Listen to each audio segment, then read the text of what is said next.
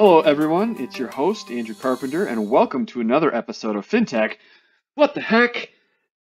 The podcast for financial professionals, everything fintech, and the future of data. Today I'll be interviewing the head engineer of TickerStats, Bansal, along with Intrinio's awesome onboarding and support engineer, Aurora Marshall. And I'll also talk about how you can avoid licensing violations. My guest today is Roman Bansal. He's the founder and head engineer at TickerStats. Welcome to the show, Roman. Thank you, Andrew. Glad to be here. Yeah, awesome to have you. Would you just to give the audience a brief overview of your background and how you came to found TickerStats? Yeah, I've been programming my whole life, and for the last decade or so, I was building software for high-frequency trading firms. Mainly, I was working for, I guess, one of your competitors with market data. We were building libraries to parse market data really, really fast. So then I was using my own tools to help me with my investing, and some friends got hold of them, and they just said, let's do it, let us use them, and that's how we started TickerStats. Awesome. So the best tools are always ones where the founder used it themselves. They were solving this problem that they saw out there. Can you tell people a little bit more about that problem that TickerStats solves? Like, why did you want to create this? Yeah, well, I wanted something free and based on data that was available to everyone, like Yahoo Finance, or at that time Google Finance was big, I guess, pretty big as well. So at first I was just essentially, I had the script that would curl data, like I would get data from their websites and just organize it the way I liked it. And I'm sure there are companies that do that pretty well as well. For example, Bloomberg, but I don't think anyone can afford a Bloomberg for their own use. So I just had my own way of looking at data, and I built it just to automate my work, so I don't have to deal with the Excel spreadsheets all day long. That's how it started, and then I started to improve the quality and on and on. Yep. I love that story that your friends were like, let us get in there and use that. Can you talk about that decision to transition from just having this be a tool for you to having it be a tool that you shared with others?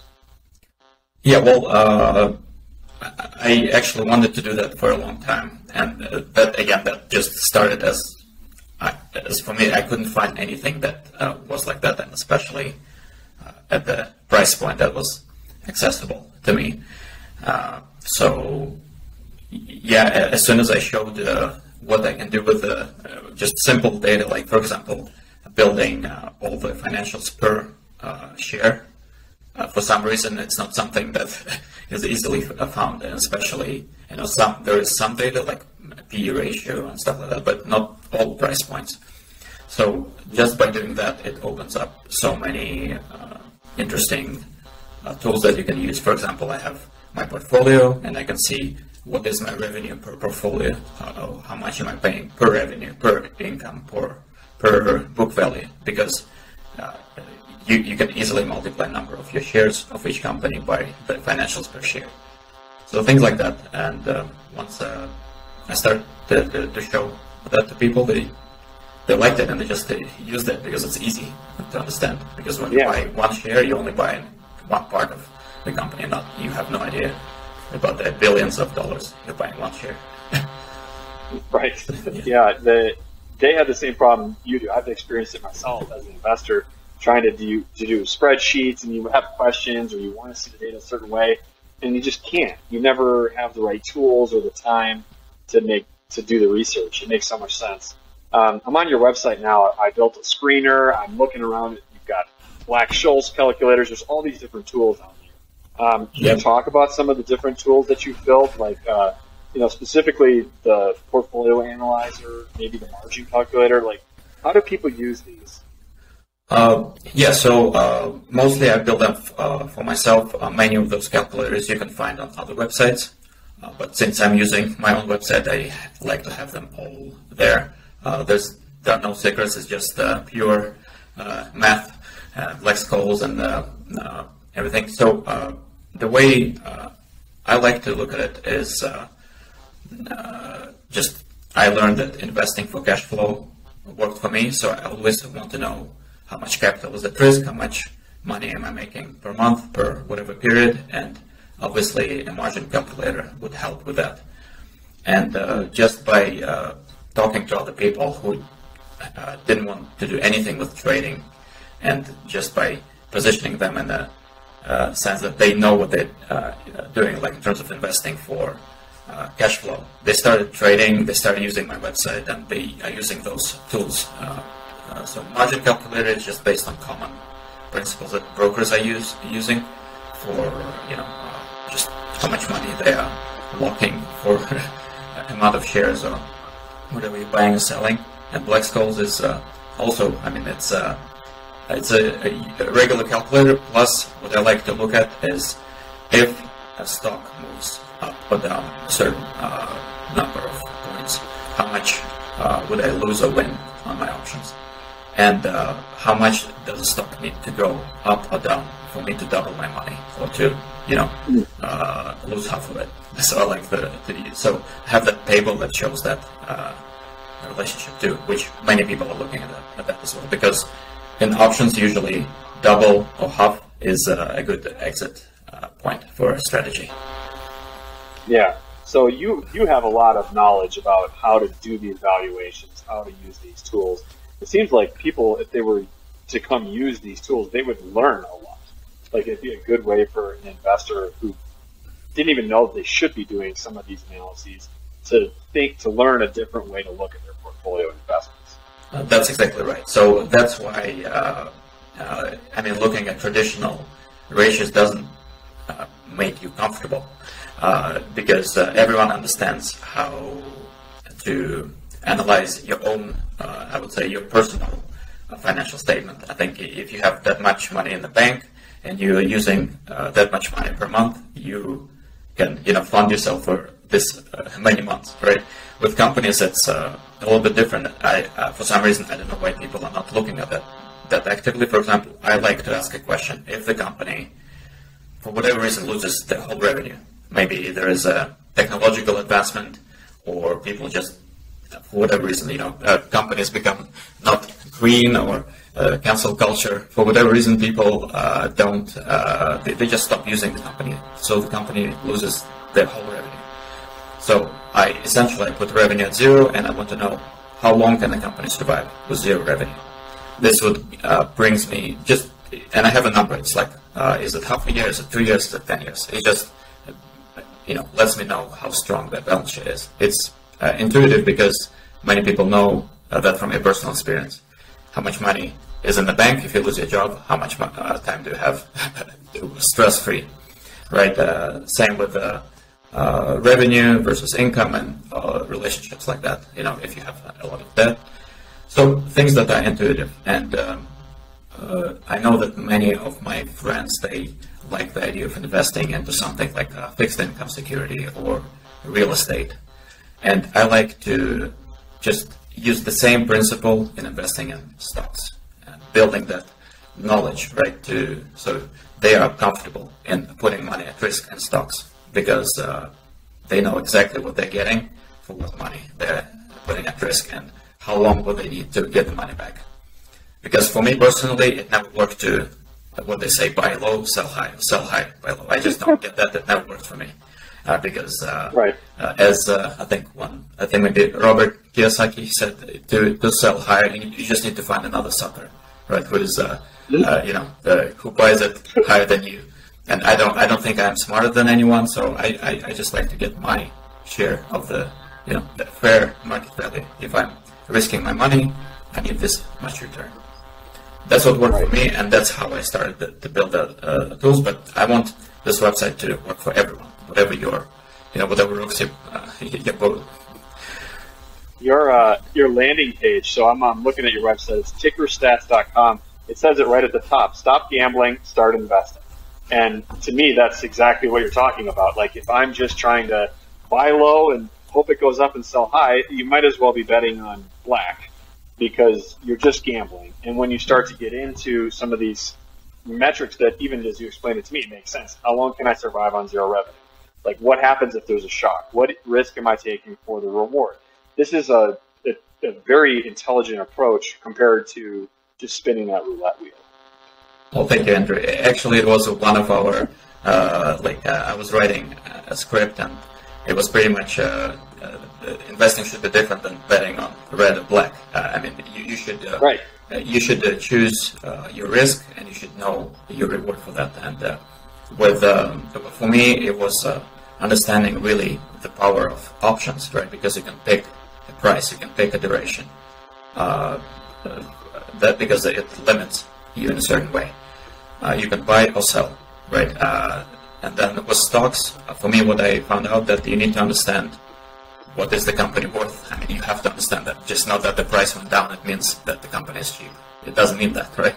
You need to look at the fundamentals. And for some reason, I know people who traded, their whole life, 20, 30 years, and they don't look at that stuff. And for some people, it works if they understand the supply-demand of the market. For some people, it doesn't. For me, it doesn't. I don't understand that. I don't have the feel for what's going to happen today. But I do have a feel for a long-term performance of a company. But so far, it's been working out. So, yeah. That's good. I think you're in good company there with the long-term investors like the Warren Buffetts of the world, people who are looking for value and understanding fundamentals.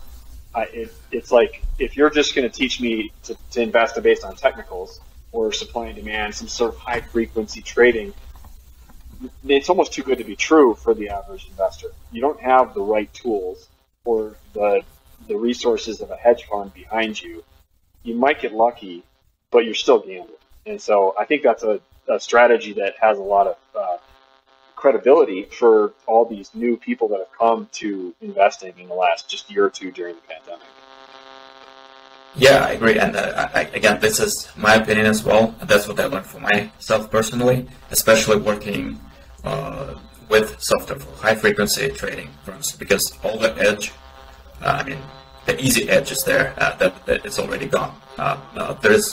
Markets are never going to be efficient. So there's always something that you can gain, but usually there are people who would be first. And you would, as an individual, it's really hard to beat them to that. That's the idea. The idea is to make sure that you, as an individual, without much capitalization, you still have a chance. You still have a chance to make, 1, 2, 3, 5, 10, 15% on your money, and just let the market do the work for you. Just use it. Because there is money to be made.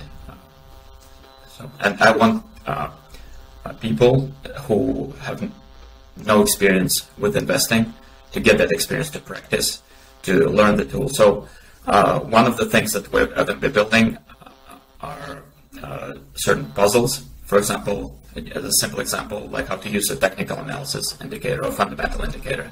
And we'll give you 10 puzzles a day, and you would say, I think the stock is going to go up, the stock is going to go down, or the company is going to go bankrupt.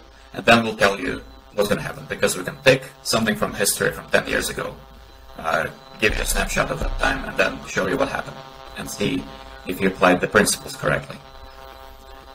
Another thing that would make you comfortable is just seeing how your friends perform and how much rank are you getting on our website, because you can vote for a stock to go up, down, or stay neutral, and you get a certain ranking from that, and you can see if your rank is improving or not.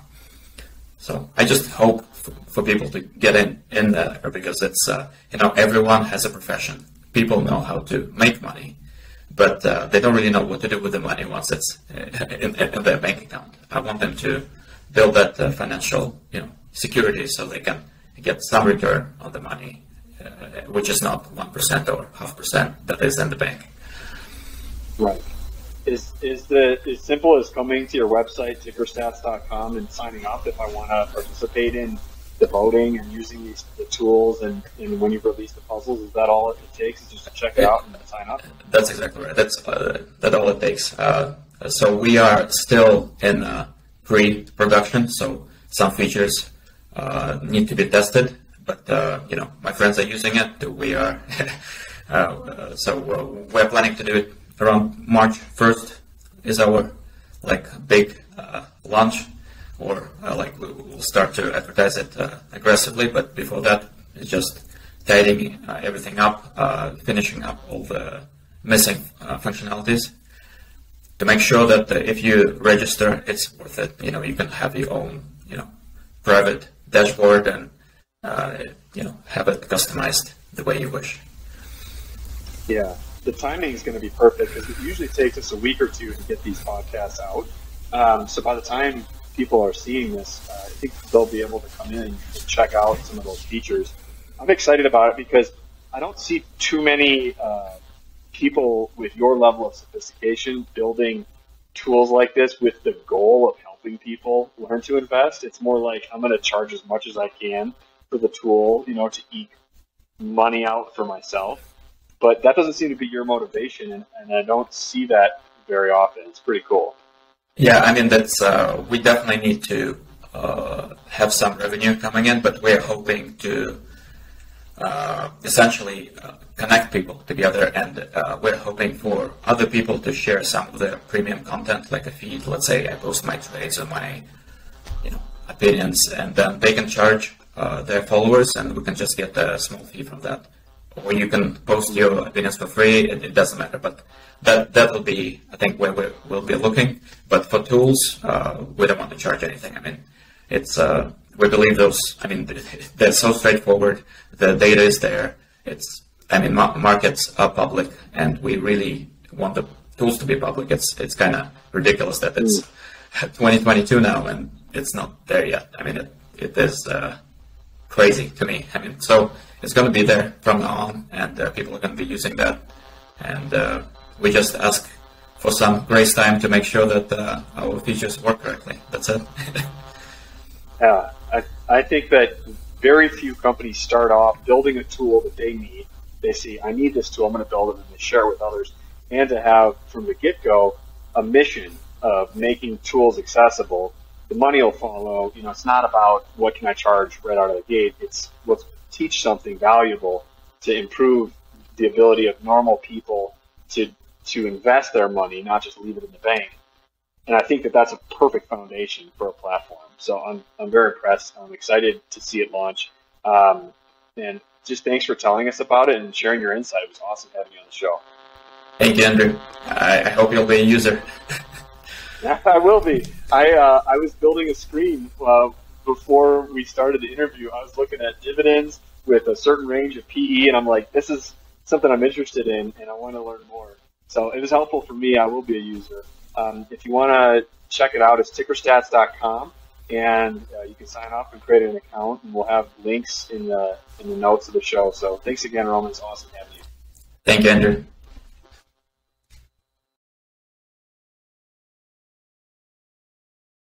Welcome to the show, Aurora. Hey, Andy. Thanks for having me. Yeah, no problem. Why don't you tell everybody a little bit about your background and how you came to work at Intrinio? Yeah, certainly. Well, my background, actually, I have a degree in marine science. So a long time ago, that was my dream. And then I realized I really wanted to spend my whole life doing this. So through a convoluted chain of events, I wound up at Intrinio, and I really love it here. Wow, what a far different world we live in from the marine science world. Yeah, absolutely. So you're you're a support and onboarding specialist, support and onboarding engineer. Can you just tell everybody a little bit, like, what does that mean, and what does that mean in Intrinio? What kind of stuff do you work on? Yeah, so I'm pretty much the first line of support. So if you come to our live chat, if you file a ticket in your admin portal, I'm typically the person you're going to talk to, especially if it's something more technical, like how to use an API endpoint, or maybe an information that you need to know about our data and what kind of data would be returned or expected to be returned in a specific endpoint. Yeah. So you're kind of like that unicorn that can talk to people and be human, but also understand technical concepts and help them to debug problems in their code. Absolutely. That's pretty cool. You're hard to find. I'm glad you're not in marine science anymore. So usually you can find someone who does. Yeah, well, like some people are really technical and they like to keep their heads down and never talk to anybody, stay in the code cave. And some people are social butterflies, and they're great too. They both have their spot, but it seems like you can kind of walk in both worlds. You think that helps customers get through their problems faster? Oh, definitely. Because also if it's something that I don't know because of my skill level, I can easily escalate that up the chain to someone that can help. Maybe one of our senior support technicians or someone that's head of our DQ department. And so I'm kind of a voice for the customer on the inside. It says, hey, this person's having this problem. Let's take a look at it. And also I can easily catch things that might be a bug in the system and help report them and make sure that they get fixed as soon as possible. Yeah, that's so nice. I do a lot of development with APIs and things like that, and I might get stuck on something for days where I can't get help. There's no support. Do you think, and that's frustrating, you know, you're like, it's expensive or time consuming to try to solve those problems on your own. Do you think that gives Intrinio's customers like an advantage if they work with us versus a company that might not have such a responsive support team? Like, do you think that's an advantage? Oh, absolutely. I know people are surprised sometimes if they file a ticket and I'll be answering their ticket and then they'll come on live chat to ask a different question. And here I am again. And they're like, oh, hi, Aurora. It's like, oh, I know you. Okay. Yeah. So you've done a lot of work on our ticketing system, actually, more than just working inside of it. It was kind of your idea to implement it the way it works now. Can you tell the audience like why you changed it and what some of the advantages of the new ticketing system that we have? Yeah, absolutely. The old ticketing system seemed to be a little clunky. It was all in one kind of locked down system. Not everyone could access it to help. This we've actually moved to a system called Zendesk. And so it's very much more user-friendly. You can respond and loop other members of your team into it. And then also it's much easier to escalate tickets. We've just upgraded. So now from inside your Intrinio admin portal, you can see all the tickets that were in the old system and the new system. So you have a full comprehensive list of questions that you've asked and solutions to those questions. I love it. Yeah, it's really helpful to keep track of things that way. And it's kind of our own advice, because I tell a lot of times people will say, why would I work with Intrinio instead of just doing everything on my own, all the data analytics and onboarding and cleaning and processing? And Zendesk is really good at what they do. So it's like, we're not a ticketing support software company. We can take advantage of all the benefits they have. And it's better for us to let us focus on what we do with all the data. Oh, absolutely. Yeah. It's been night and day. Like I've worked with our old ticketing system a little bit, and the new one's much more easier to use. Yeah, it's pretty cool. I think knowing that your tickets are going to get responded to in a timely manner builds a lot of trust. Like I have a hard time trusting ticketing systems because sometimes you get lost in them. Do you think that our clients kind of learn to trust us because of the work you do? I hope so. I do my darndest to get things answered as quickly as possible. Sometimes it might take a little bit of time because it is a more deeper issue or something that's above my knowledge base, but those still get resolved pretty quick as well. Yeah, it's such a relief not to know that someone's working on it instead of just having it not be there. Like, can you give the audience a couple of examples of the kinds of things that you have worked on recently? Like, what are some of the questions that have come through? Oh, absolutely. Recently, there's been a few questions about adjustments where they've maybe seen adjustments not being applied. Well, I've noticed there is 1 or 2 tickets came in about that. I took that to our senior team. They noticed that there was something like a bug in the system that had caused that, and we got it resolved as soon as possible and on our way. So that definitely helps improve our data quality over another provider that might not have that chain of command or be as responsive, where you could just file a ticket and it'll sit there for a week until someone looks at it or even responds. Yeah, or they might not even have the ability to fix it. Like sometimes absolutely. I think I've worked on a ticket with you recently where the data source said, that's it, can't fix it. That's all we can do. And then you're just out of luck, right? But we've got more flexibility on our end where we can apply corrections to improve the data and kind of have that virtuous cycle. And it's kind of cool because honestly, it makes our data even better than our source because, our source doesn't have that oversight. So we'll take it and improve it on our side. And there it is, for all to access from all of our customers. Yeah. We catch errors from the SEC, from the public companies sometimes, I think, that people report. Like Absolutely. Even this is the actual source. It's just been reported wrong by the company, and somebody could file a ticket, and we're like, we have better insight into what's going on than the actual government and that public company. Those are always really awkward when I pull up the filing, I pull up our data. I'm like, well, we have exactly what the SEC has. So bad news bears, I can't really help you on this one. Yeah, that is awkward. You're talking a lot about ticketing and supporting clients, things like that, but you also handle onboarding. Like, what's the onboarding experience like for a new Intrinio client? Yeah, absolutely. So if you sign up with one of our gold or silver or even bronze packages, you will get paired up with me most of the time. There's one other onboarding specialist that is amazing. But for anyone that's coming through lately, you'll be paired up with myself, and then I will do a little introduction, let you know what you have access to, and then be a source for you. So if you have any questions as far as how to pull specific data or how to get it integrated into your system, I'll be your first really resource to use for that. And so we'll get you up and running and hopefully on your, going.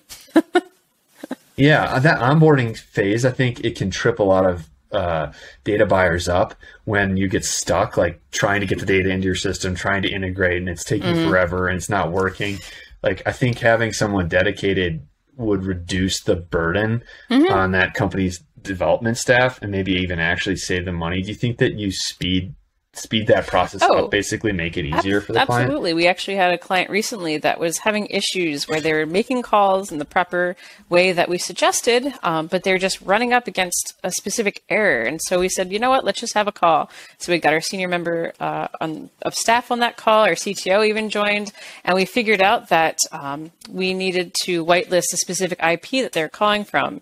And as soon as we did that, the issue went away. And so without having all of those shareholders on the call, I don't think it would have gotten resolved that quick. It would have been 20 back and forth emails of, did you try this? Oh, it didn't work. Oh, let's try something else, Yeah.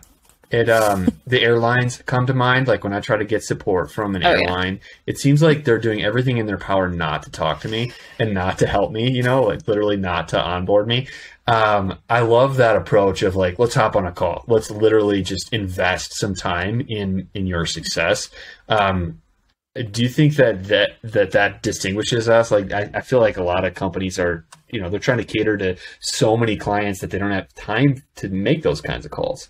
Oh, absolutely.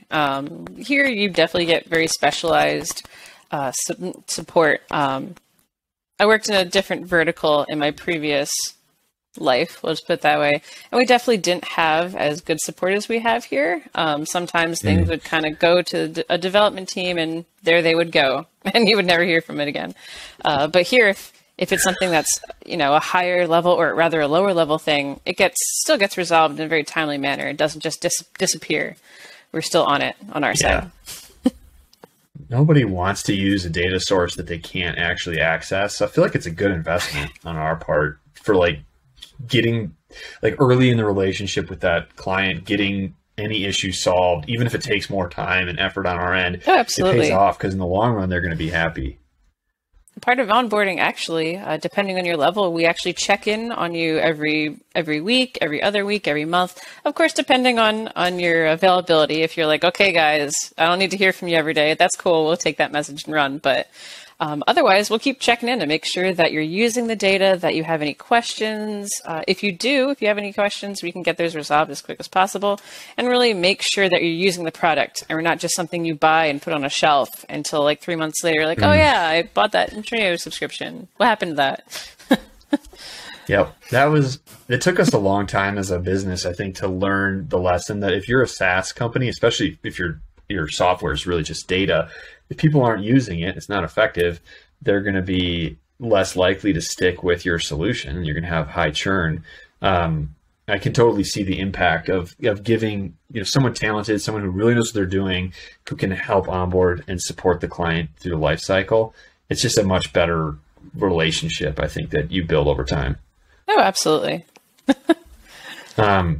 On the other end of the technical spectrum, I know you did some blacksmithing recently. I'm super interested in that.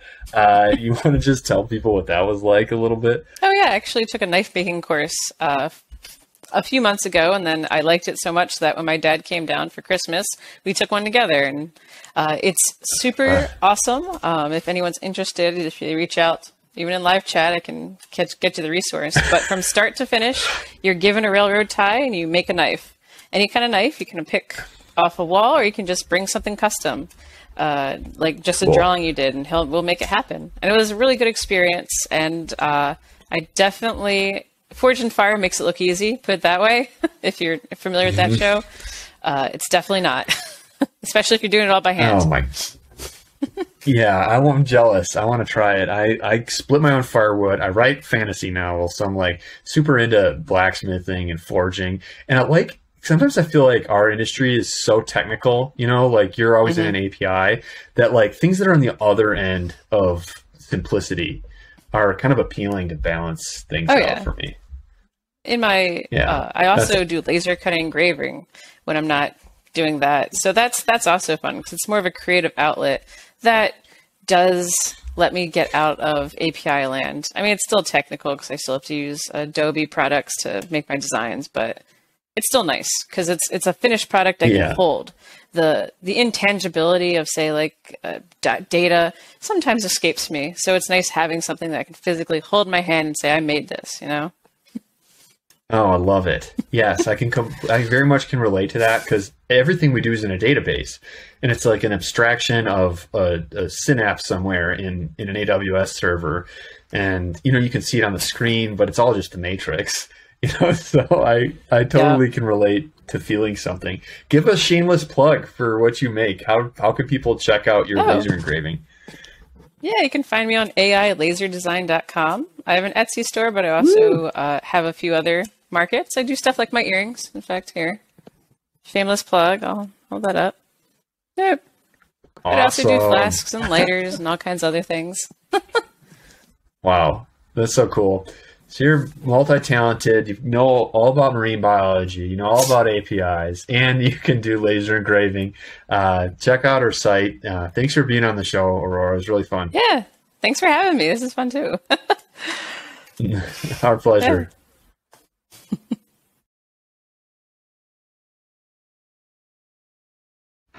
It's time for that portion of the show where I ramble. Some people call this a lecture. I'm starting to think it might be a self-interview. And this week, you are spared me talking about my wood pile, because if we ever run out of financial data topics, I'm going to tell you all about my wood pile and my process for cutting and splitting firewood. I love heating my house with a wood stove, and I could spend probably a good half an hour just rambling about why I like my wood stove, how I put wood into it, the process, where I get the wood from, how much it costs, all of this. But I did think of something else this week to talk about. If you want to hear about my wood pile, send us a message, and maybe we'll just talk about that. This can become a wood cutting podcast for a while. But if you have other fintech questions or topics that you'd like to hear in this section, send them to the show. You've got in the comments below our contact information. You can email us. You can comment on the show.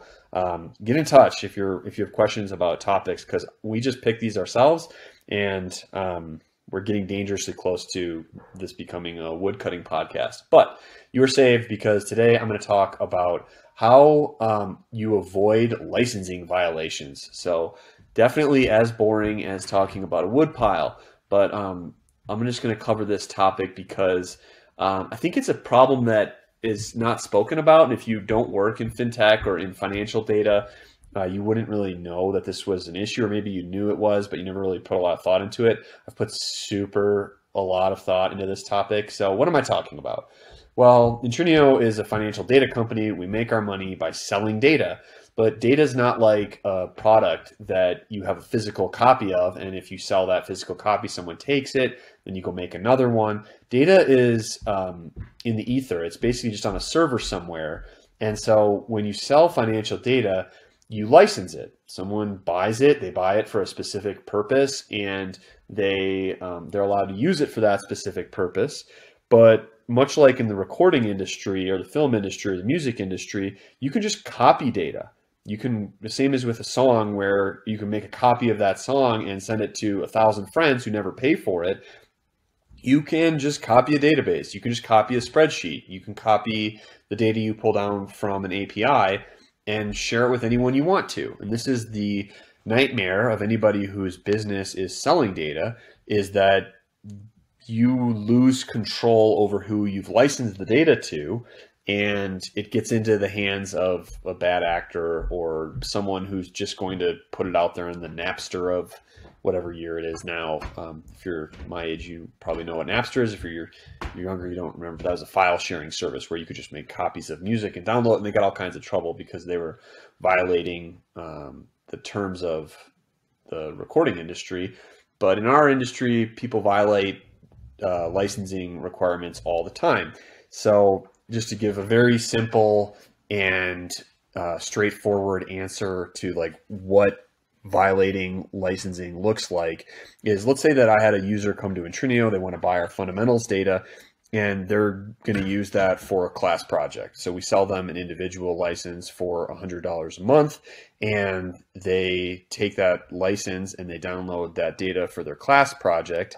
And then instead of using it individually, just like what we license them for, they make a copy of it, and then they make 1,000 copies of it, and they put those all on thumb drives and leave them all over campus. Or they take that copy and put it up for sale on eBay. Just a silly example, because I don't think people sell that data on eBay, but you could just put that data, a copy of it, onto a thumb drive and put it on eBay and sell it. They sell it for $100 a pop. We sell that data for, tens of thousands of dollars a month, millions of dollars a year, but they're going to get a piece of that because they're copying and restricting the data to. They're not restricting the data; they're giving out to whoever they can sell it to.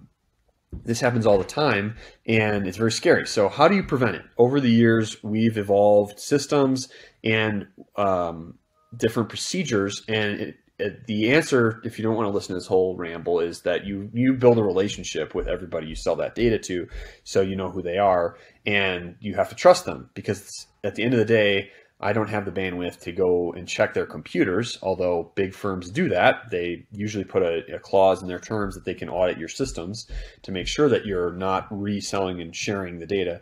But the way we handle it at Intrinio really boils down to having a relationship with that person you give the data to. We like to know who they are. We check out their LinkedIn profile, the name of their company, if it's a business license that we're selling it to. We talk to them on the phone. We maybe will have lunch with them if possible, although lately that hasn't been happening as often. And we want to keep a little paper trail of who they are and what they're licensing it for and all that. And we maintain the ability to shut their access off if for some reason we get a red flag or we lose touch with them, we don't know if we can maintain that relationship, we can cut their access off. And that is cutting off access to someone who we start to suspect might not have the relationship that we want, which is they're going to follow the rules, they're not going to disseminate the data beyond the scope of their licensing agreement. It's easier to cut them off if the data updates all the time. So for some data sets, a lot of the values in the history. An example of that is like tick data for options trades or tick data for market data, where having this huge giant historical data file is really what you want for backtesting purposes. And in that case, the updates maybe aren't as valuable, but for a lot of data sets, historical data isn't as valuable as new data. So the threat of cutting you off from updates when you've invested all that time and energy into integrating and using a data source is enough to keep someone from violating a licensing agreement. And we do that sometimes. We've cut people off before for non-payment. That happens, very common. But also if we find out they're doing something that they're not licensed for, like displaying the data. And this is important for us, for our data sets, because we make our money off of selling them. But it's very important when you start to think about reselling data sets. And this is very common. We have a whole podcast that you should listen to. It's pretty funny, and about marketplaces for financial data. There are tons of them. I've spoken with 2 companies today that are either just launched a financial data marketplace or are in the process of launching one. So these types of data marketplaces are all over the place. And the reason for that is manyfold, but one of the reasons why vendors go along with it is that we want to make money off our data. So the more customers we can get in front of by putting that data into a marketplace, the easier it is for us to reach new audiences and make new sales. So we're greedy. We want to make money. That's our business. We want to sell to as many customers as possible. A nice way of sugarcoating that process is called democratizing data, getting data in the hands of everyone and making it available.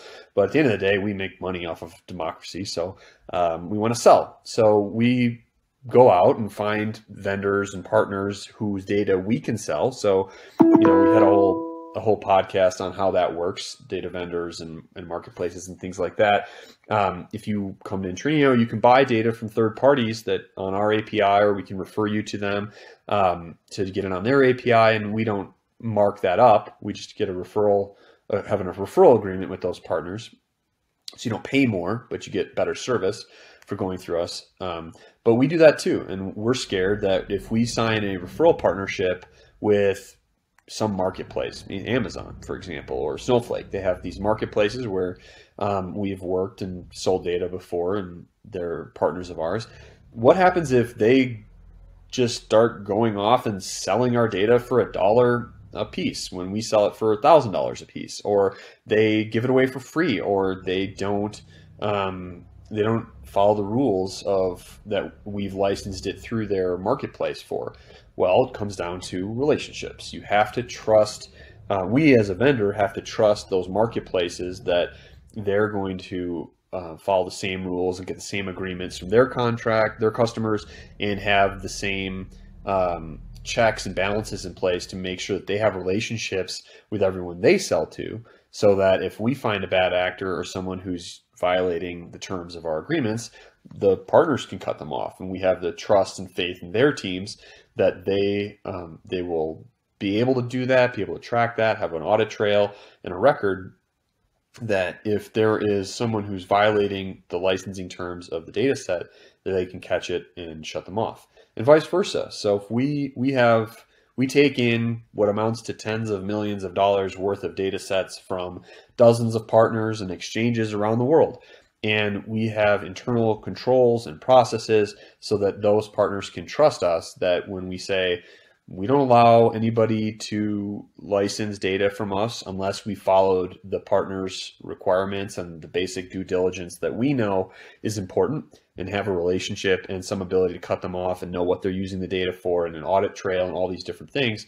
We want to sell their data, our partners' data, and we need them to trust us. So we have to be able to prove to them that we can have at least some sort of relationship and knowledge of who's buying data from us and what they're using it for, whether it's display or internal use, what have you. So that is how I think about licensing financial data, and how you prevent someone from just copying and pasting that data and then disseminating it all over the world. There is another check and balance that we rely on in our industry, and because at the end of the day, it is very hard to know exactly what someone's doing with that data unless you go in and audit their office and look at their hard drive and check their file logs and all these kind of intrusive, horrible things that we avoid doing. You can sign them to an agreement, have lunch with them, have a call, build a relationship, ask them how their mother's doing and their father and all that. And so, I can trust this person and we have an agreement in place. But what if they pull a fast one on you, and you trusted the wrong person, and they go and they take your data and they make 1 million copies of it and put them on thumb drives and sell them in Russia for $1 a piece? Well, what really is about that relationship guarantees that they won't do that? And the answer is, if you have a good relationship, you know the person and their history, and you do your due diligence on them and talk to them, it probably isn't going to happen. But what if it does? What if they go out there and start selling that data to end users and kind of screwing you over? Well, there is another benefit, that if you buy that data from that bad actor, you're buying unlicensed data. You do not have, you're buying stolen goods, basically. And that is not a smart way to use data or use financial data. If you're using a stolen car, what do you think is going to happen? Eventually, you're going to get in trouble and have to give that car back at the very least, maybe worse.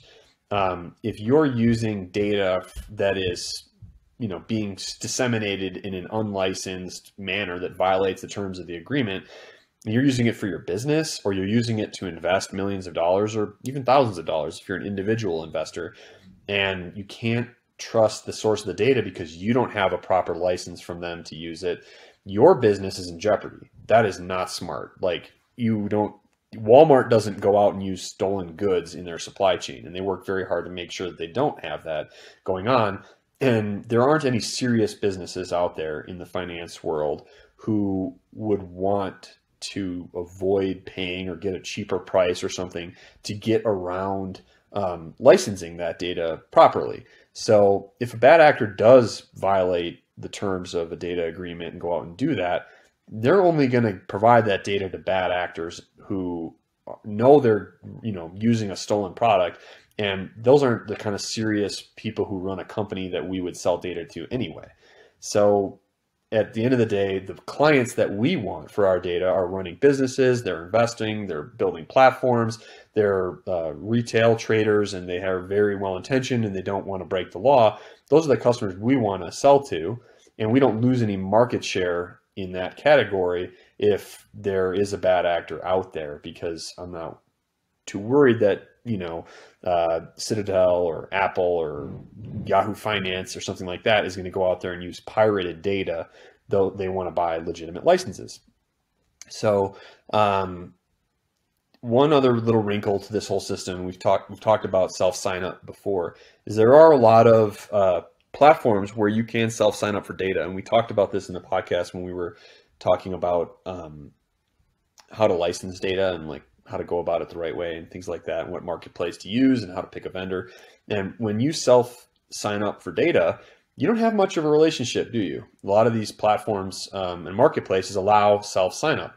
And that is an interesting trade-off from the data vendor's standpoint, is that self-sign-up potentially will get you more customers and more licenses sold for your data, more people buying it, and that's great. We're greedy, we want to make money, we're business people, we run a company, we need that money coming in, so it's good. You get self-sign-up, someone can license data quickly and easily, but when you don't have that human layer of checking and saying, who is this company? Have they been in the news lately for, fraud or something like that? And can we talk to them and ask them what they're using the data for and check that we're licensing the data properly? That slows things down. You need a salesperson in the middle there to check on that type of thing. And so self-sign-up can be risky and as a data vendor. And Intrinio does have self-sign-up for our data sets because that's our data, but we don't self-sign up third-party data. And part of the reason is that we want to build that relationship first. If I get a bad actor licensing Intrinio data, I'm a lot less worried than if it's a third-party data who I need to trust me and trust my firm that we are checking all the boxes. So that is a bit of a wrinkle with self-sign-up, and you can listen to our other podcasts about marketplaces. If you're self-signing up for data as a business, it's generally not a good idea. But hopefully this gives you some insight into how data is monetized. When I was in graduate school, even just a few years ago, data as a business, data as a service, data as a product, these were things that were still being figured out over the last 10, 20 years. And this hopefully gives you some insight into how we think about it and why we've been able to stay in business with tens of thousands of users and hundreds of companies that buy data from us, and we're able to license this complex web of third-party and Intrinio data and exchange data. At the end of the day, it comes down to relationships and trust, just like any business, and that is how we do it.